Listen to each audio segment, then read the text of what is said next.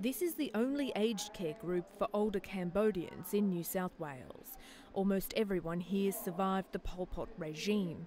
Many watched their children and parents die. 40 years on, far from healing all wounds, time has reopened them.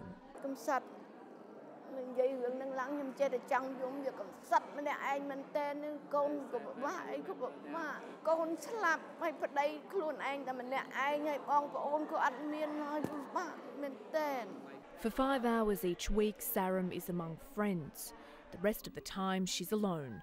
She has no family in Australia and lives in community housing with a roommate who doesn't speak Khmer. Often, she says, they just sit in silence.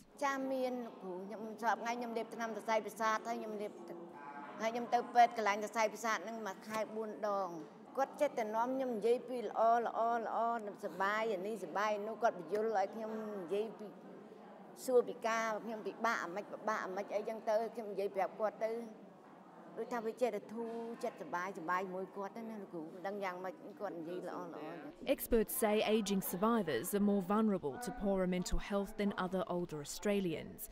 On top of the complex transition of ageing, they experience a resurgence of trauma. They felt that they'd been running in front of the trauma all their adult lives. Physically, as they slowed down, those memories were able to catch up to them. Community centres like these are one of the closest things older Cambodians have to a Khmer-run aged care facility. But as survivors of the Pol Pot era age, healthcare workers say their needs will need to be better addressed. For that to happen, more research and training is needed to tackle what rehabilitation specialists call a hidden issue. What we're seeing is really just the top of the iceberg.